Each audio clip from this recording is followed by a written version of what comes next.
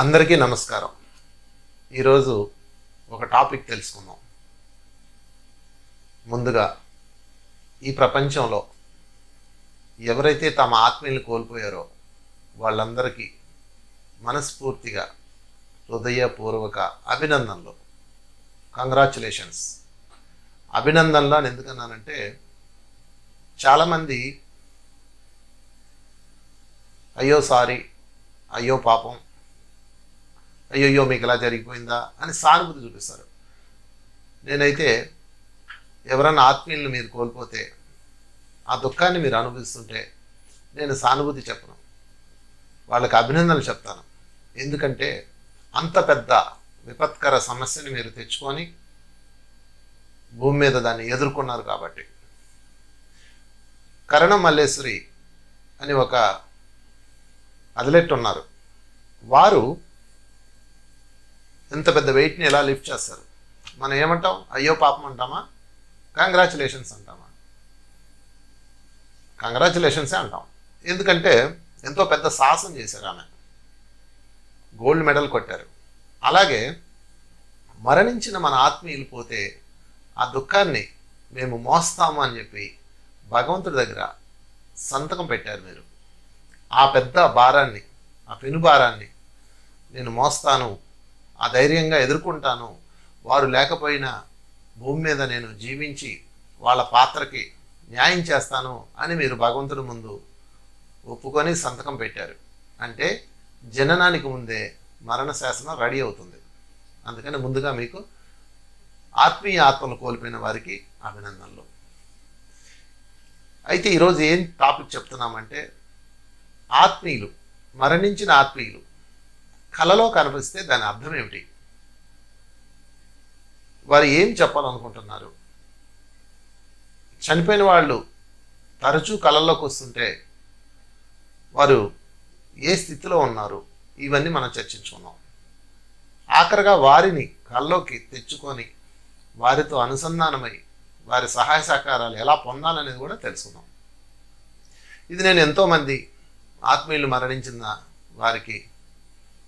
వారి మీద నేను ఇది పరిశోధన చేసి స్వయంగా నా తండ్రి ఆధ్యాత్మిక శాస్త్ర పరిశోధనలు ఏం చెప్తున్నాయో అది ఒకసారి చెప్తాను.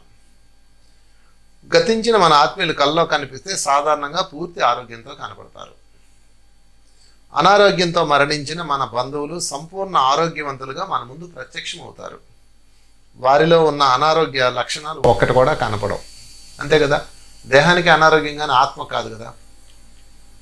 అలాగే మరణానికి ముందు ఉన్న దానికంటే యవ్వనంగా కనిపిస్తారు. నేను ఒక ఆధ్యాత్మిక శాస్త్రవేత్తల పరిశోధన సారాన్ని మీకు చదివి వినిపిస్తున్నాను. ప్రఖ్యాత సైకాలజిస్టులు చెప్పిన ప్రకారం ఆత్మీయులు కల్లో కనిపిస్తే వాటిని విజిటేషన్ డ్రీమ్స్ అంటారు. విజిటేషన్ డ్రీమ్స్, ఈ కళల పేరు విజిటేషన్ డ్రీమ్స్. అయితే దీనికి మానసిక ఆధ్యాత్మిక కారణాలు ఉంటాయి. ఇందులో మానసిక కారణాలు 30% అయితే ఆధ్యాత్మిక కారణాలు 70% అని స్పిరిచువల్ సైంటిస్టులు చెప్తున్నారు. మరొక విషయం చదువుకుందాం. కుటుంబంలోని ప్రియమైన వ్యక్తి చనిపోతే వారి గురించి మనం కొంత ఆందోళన చెందుతాం. అలాగే బ్రతికున్నప్పుడు వారితో ఎక్కువ గడపలేదని, గౌరవం ఇవ్వలేదని, లేదంటే వారిని సరిగా చూసుకోలేదన్న అపరాధ భావం, విచారం మీకు కలుగుతుంది.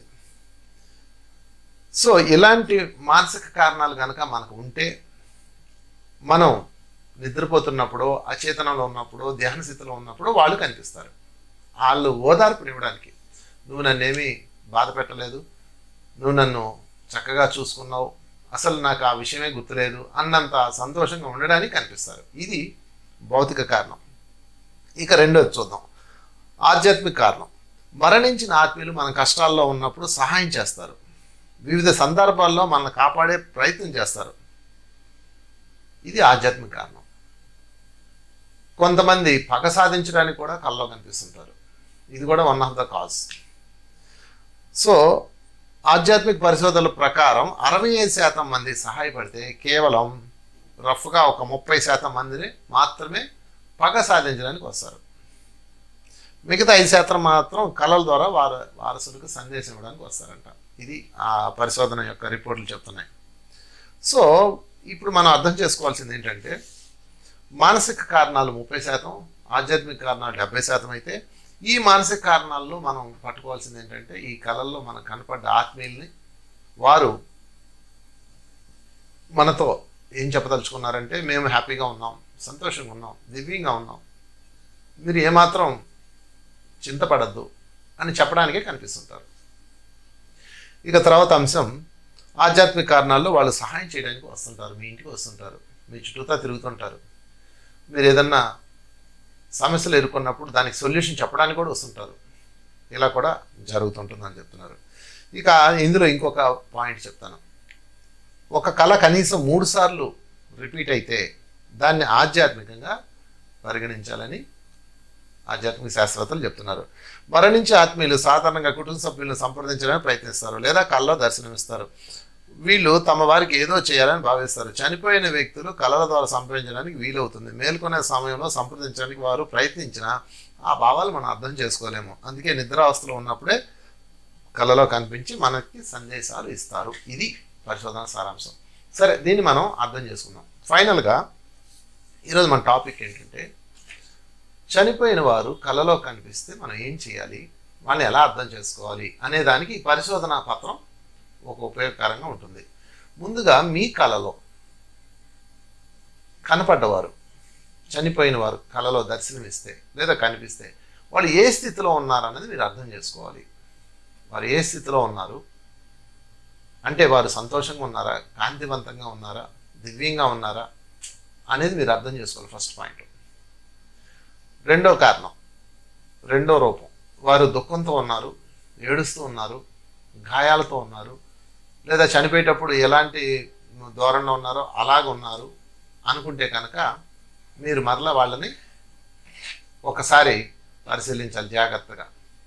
ముఖ్యమైన విషయం, వాళ్ళు చేస్తున్న పనినే, అంటే వాళ్ళు రోజువారీ కార్యక్రమాల్లో పాల్గొంటారు కదా, చేస్తున్న పనినే వాళ్ళు రోజు చేస్తున్నారు అనుకోండి. అంటే ఆఫీస్కి వెళ్ళడం, రావడం, కూర్చోవడం, అంటే వాళ్ళు చనిపోయామన్న ఆలోచన కూడా వాళ్ళకి లేదు, మీకు ఉండదు ఆ కళలో. అలా కనుక వస్తుంటే వాళ్ళు భూమి మీదే ఉన్నారని అర్థం, విముక్తం కాలేదని అర్థం. ఈ విధంగా మనం అర్థం చేసుకోవాలి. ముఖ్యమైన విషయం, ఇది బాగా అర్థం చేసుకోవాల్సిన అంశం. చనిపోయిన ఆత్మీయులు కానీ, చనిపోయిన బంధువులు కానీ, లేకపోతే తోబుట్టువులు కానీ, ఎవరైతే వాళ్ళు మీ కళలోకి వచ్చినప్పుడు వాళ్ళ యొక్క స్థితిని మీరు పరిశీలించాలి. వాళ్ళు మీకు సహాయం చేయడానికి వచ్చారు అనుకోండి, ఆనందంతో ఏదో చెప్పడానికి ప్రయత్నం చేస్తూ ఉంటారు. 2, వారు దుఃఖంతోనో లేకపోతే బాధతోనో మీ చుట్టూతా తిరుగుతుంటే మీకు బందీ అయిపోయారని అర్థం. 3, వాళ్ళు రిపీట్గా వాళ్ళు చేసుకున్న పనులే రోజు చేసుకుంటూ ఉంటే దాని అర్థం ఏంటంటే, వాళ్ళు చనిపోయామన్న విషయం వాళ్ళు గమనించలేదు, వాళ్ళు పైలోకాలకి వెళ్ళలేదు, ఇక్కడే ఉన్నారని అర్థం. దాన్ని ఎర్త్ బౌండెడ్ సోల్స్ అంటారు. కనుక మీ కళలో కనపడ్డ ఆత్మీయులు ఎలా ఉన్నారన్న దాన్ని మీరు అర్థం చేసుకోవాలి. ఇది మొదటి పాయింట్. వాళ్ళు కాంతివంతంగా సంతోషంగా ఉన్నారంటే వాళ్ళు చక్కగా పైలోకాలకు వెళ్ళి మీకోసం తిరిగి వచ్చారు, లేదా మీరు వాళ్ళ లోకం వెళ్ళారు. అలా కూడా అర్థం చేసుకోవచ్చు. తండ్రి శరీరం విడిచిపెట్టాక ఆయన నేను కళ్ళలో చూసి అనుభవాలు పొంది ఎంతోమంది అనుభవాలను క్రోడీకరించి నేను ఈ వీడియో తయారు చేస్తున్నాను. ఇంకా ఇతర ఆధ్యాత్మిక శాస్త్రవేత్తలు అందించిన శాస్త్ర సారాన్ని కూడా క్రోడీకరించి నేను మీకు అందిస్తున్నాను. కళలో కనపడ్డ మీ ఆత్మీయులు, వాళ్ళు మీరు కలిసిన ప్లేస్, రెగ్యులర్గా మీరున్న ఇల్లు, లేకపోతే రెగ్యులర్గా మీరు చూస్తున్న ప్లేస్ అయితే కనుక వాళ్ళు ఎర్త్ బౌండెడ్ సోల్స్ కింద మీరు తీసుకోవాలి. కనుక ఫైనల్గా ఈ సబ్జెక్ట్ ఎందుకు తీసుకున్నానంటే, చాలామందికి కళలో చనిపోయిన వాళ్ళు కనపడగానే దాన్ని చెడుగా భావిస్తున్నారు. కాదు మిత్రులారా, అది ఎంత అదృష్టం. చనిపోయిన తాతగారు, నాన్నగారు, భర్తగారు, తల్లిగారు, తండ్రి గారు, భార్య గారు, ఎవరో ఒకళ్ళు పిల్లలో కనిపిస్తే దాని అర్థం ఏంటంటే, మీరు వాళ్ళున్న లోకానికి వెళ్ళారు. వాళ్ళు ఒక లోకంలో ఉంటారు, చనిపోయిన వాళ్ళందరూ ఒక లోకంలో ఉంటారు కదా, ఆత్మలోకంలో, ఆనందలోకంలో ఉంటారు. మీరు అక్కడికి వెళ్ళి వాళ్ళని చూసి కాసేపు వాళ్ళతో గడిపి, కొంతమంది తిండి పెడితే తిన్నట్లు, వాళ్ళకు వండి పెట్టినట్లు ఇవల్ల కూడా వస్తుంటాయి.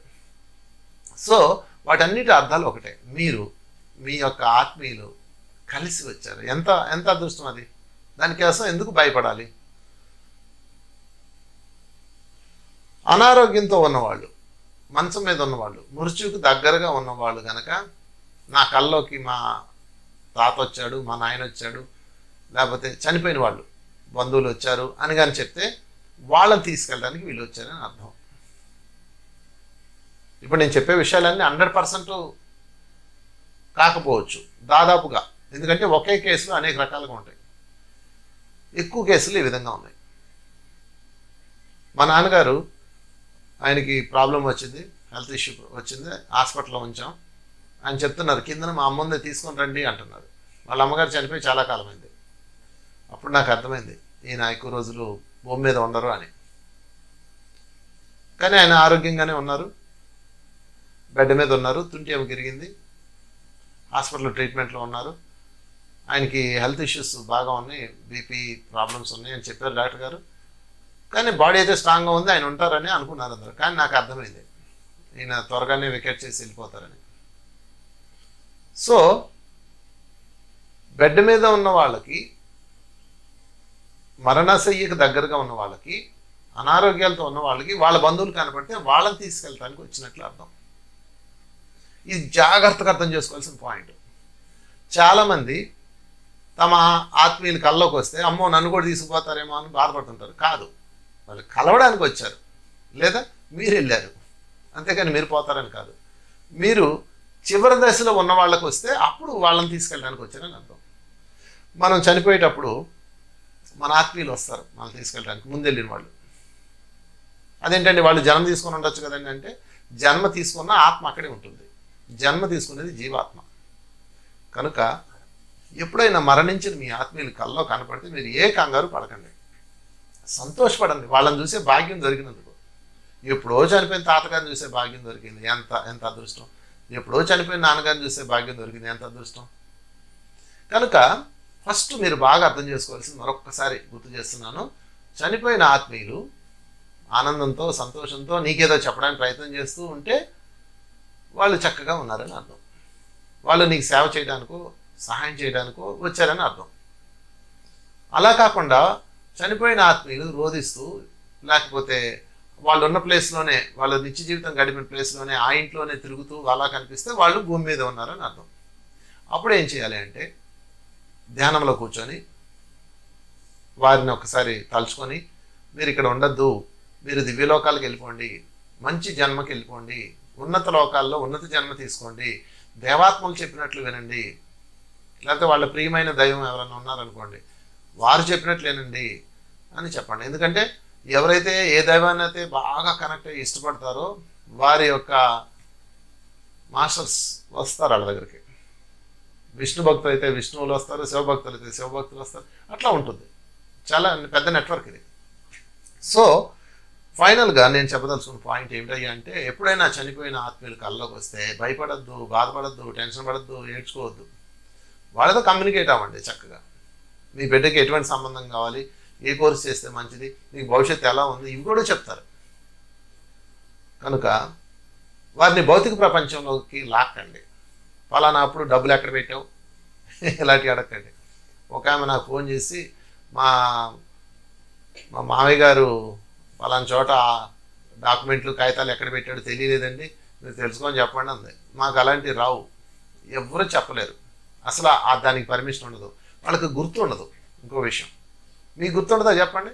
మీరు నిద్రపోతున్నారు, కల్లో ఉన్నారు, మీరు కల్లో మీకు ఏమన్నా భౌతిక లోకం గుర్తుంటుందా? మీరు ఎవరో పలానా ఇల్లు పలానా అని ఏమైనా గుర్తుంటుందా? ఉండదు కదా. అలాగే వాళ్ళకు కూడా ఏం గుర్తుండవు, అవేమి ఉండవు. కానీ ఆత్మీయత గుర్తుండదు. ఆత్మీయత అది ప్రేమ అద్భుతం కదా. ఒక తల్లికి బిడ్డ దూరం అయితే వాడి ఆత్మీయత ఆ తల్లి ఆత్మీయత బిడ్డ గుర్తుంటుంది. భర్త దూరం అయితే భార్య అనురాగం గుర్తుంటుంది.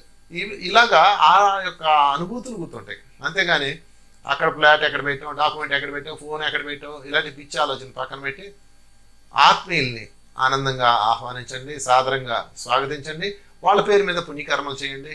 చక్కగా వారి ఆత్మలు ఎంతో సంతోషిస్తాయి.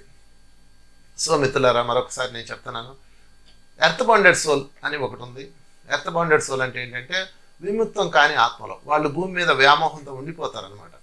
అలా కనుక మీ ఆత్మీయులు మీకు కనిపిస్తే దాని రూపం ఎలా ఉంటుందంటే, వాళ్ళు మీ కల్లోకి వచ్చి ఏడుస్తూ ఉంటారు, లేదా వాళ్ళు రెగ్యులర్గా ఉండే ప్లేస్లోనే ఉంటుంటారు. అప్పుడు మీరు ధ్యానంలో కూర్చొని వాళ్ళకి చెప్పాలి మనస్ఫూర్తిగా, మీరు ఇక్కడ ఉండొద్దు, ఉన్నత లోకాలకు వెళ్ళిపోండి, మాస్టర్స్ చెప్పినట్లుగా వినండి, నీ ఇష్టదైవం చెప్పినట్లుగా విను, మళ్ళా మంచి జన్మ తీసుకో అని మీ కుటుంబంలోకి రండి అని ఆహ్వానించండి. మీ ఇష్టం, ఎట్లాగైనా చేయొచ్చు. సో ఏదేమైనా ఏదైతే బ్యాడ్ కాదు. చనిపోయిన వాడు శరీరం మాత్రమే పడిపోతుంది, ఆత్మ శాశ్వతమైంది. ఇది అందరికీ తెలిసిన సత్యమే.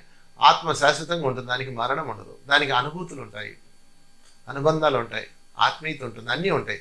కనుక మీ చనిపోయిన వారు ఎక్కడికో వెళ్ళలేదు, హాయిగా ఉన్నారు, ఎంతో ఆనందంగా ఉన్నారు. మీరు ఎన్నో సినిమాల్లో చూశారు కదా, బంగారాజు అక్కినే నాగార్జున గారు పైన ఉంటే రమ్యకృష్ణ వెళ్తుంది కదా, అలాగనమాట. అంతా చక్కగా ఉంటారు. కాకపోతే మనం వాళ్ళు దూరం అయ్యారనే వేదంలో దుఃఖంలో ఏడుస్తూ మన జీవితాన్ని పాడు చేసుకుంటూ ఉంటాం. అలా చేయకండి. చనిపోయిన ఆత్మీయులకి ఇచ్చే కానుక ఏంటంటే వాళ్ళు పూర్తి చేయాల్సిన పనిని భూమి మీద, అంటే వాళ్ళ పిల్లలు కానీ ఇతరత్ర కానీ మీరు సెక్యూర్ చేయడం, మీ బాధ్యతను పూర్తి చేయడం. తర్వాత మీరు అక్కడికి వెళ్ళిపోతారు వన్ ఫైన్ మార్నింగ్. అప్పటి దాకా వాళ్ళు ఏం చేస్తారంటే అక్కడ ఒక ఇల్లు ఉంటుంది, అక్కడ ఒక లోకం ఉంటుంది, ఆ లోకంలో అదే అసలు లోకం, అదే ఒరిజినల్ ఇల్లు, ఇది అద్దె ఇల్లు. భూమి మీద అంతా టెంపరీ హౌస్. అక్కడికి వెళ్ళి వాళ్ళందరూ చక్కగా మన కోసం ఎదురు చూస్తుంటారు. మనం కూడా కాల పరిమితి పూర్తిగా వెళ్ళినాక అందరూ కలిసి, ఈసారి నేను వచ్చి నీకు ఇల్లు తయారు చేశాను కదా, ఈసారి నువ్వు ముందు వెళ్ళి నాకు ఇల్లు తయారు చేయని ముందు పంపిస్తారు. తర్వాత వాళ్ళు బిడ్డలకు వస్తారు. ఇదంతా ఒక చక్రం. కనుక మిత్రులారా, మరణించిన ఆత్మీయులు కల్లో కనపడ్డారంటే మీరు టెన్షన్ పడద్దు, బెంగపడద్దు, ఆనందంగా ఆహ్వానించండి, హాయ్ చెప్పండి, మంచి కథలు వినండి, వాళ్ళు చెప్పిన అద్భుత సత్యాలు వినండి. అది వినాలంటే ఏం చేయాలి, ఆత్మీయులు కల్లో తెలుసుకోవాలంటే ఏం చేయాలి, ఈ పాయింట్ ఒకసారి చెక్ చేసుకుందాం. ఏం చేయాలి అంటే ప్రతిరోజు ధ్యానం చేయాలి. మొదటి పాయింట్, ధ్యానం అన్నది ఎలా చేయాలి? కళ్ళు రెండు మూసుకొని శ్వాసను గమనిస్తూ కూర్చోవాలి. మీ వయసు ఎంత అయితే అన్ని నిమిషాలు. రెండో పాయింట్, మీరు శాకాహారిగా ఉండాలి.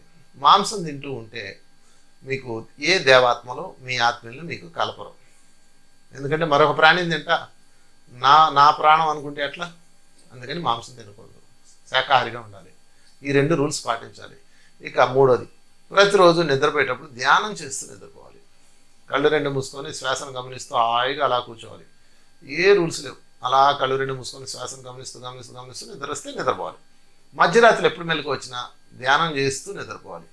మధ్యలో ఎప్పుడు వెళ్ళేటప్పుడు నా ఆత్మీయుడిని నేను ఒక్కసారి ఏ లోకంలో ఉన్నారో చూడాలి అని మీ ఇష్టదైవాన్ని కోరుకోండి, నిద్రపోండి. అప్పుడు వాళ్ళు చక్కగా కనిపిస్తారు మీకు, వాళ్ళు ఏ లోకంలో ఉన్నారు, ఎక్కడెక్కడ ఉన్నారు, ఎంత ఆనందంగా ఉన్నారో, మీరు ఎంత మిస్ అయిపోతున్నారో ఊరిస్తారు మనల్ని. సో మనం కూడా పైకి వెళ్ళిన తర్వాత కలిసి ఉండడానికి కావాల్సిన ఏర్పాట్లు వాళ్ళు ముందు చేస్తారు. మరలా తిరిగి అందరూ కలిసి మళ్ళీ ఒక ప్రణాళిక వేసుకొని భూమి మీదకి వస్తారు. ఇదంతా ఒక అద్భుతమైన చక్రం, జనన మరణ చక్రం. కనుక చనిపోయిన ఆత్మీయులు మిస్ అయ్యామన్న బాధ వద్దు. చనిపోయిన వాళ్ళు ఎక్కడికి పోలేదు, సంతోషంగా ఉన్నారు. అవతల తీరాల నుంచి మిమ్మల్ని కాపాడుతూ ఉంటారు, మిమ్మల్ని చూసుకుంటూ ఉంటారు. కావాలంటే మీరు అనుభవం పొందండి. ధ్యానము నిద్ర, ధ్యానము నిద్ర, ధ్యానము నిద్ర, ఇంతే. రాత్రిపూట ధ్యానం చేస్తూ నిద్రపోవాలి. మధ్యరాత్రిలో మెలకు వచ్చినప్పుడు మళ్ళీ ధ్యానం చేస్తూ నిద్రపోవాలి. నిద్ర ధ్యానం, నిద్ర ధ్యానం ఇలా గడపాలి. అప్పుడు మీ ఆత్మీయులు మీతో అనుసంధానమయ్యే అవకాశం దొరుకుతుంది. సో మీ ఆత్మీయులతో చక్కగా మాట్లాడుకొని వాళ్ళు ఏ లోకాల్లో ఉన్నారో అన్నీ తెలుసుకొని అద్భుతమైన జ్ఞానామృతాన్ని పొంది మాకు తెలియజేస్తారని కోరుకుంటూ థ్యాంక్ యూ వెరీ మచ్ మరొకసారి మీ అందరికీ.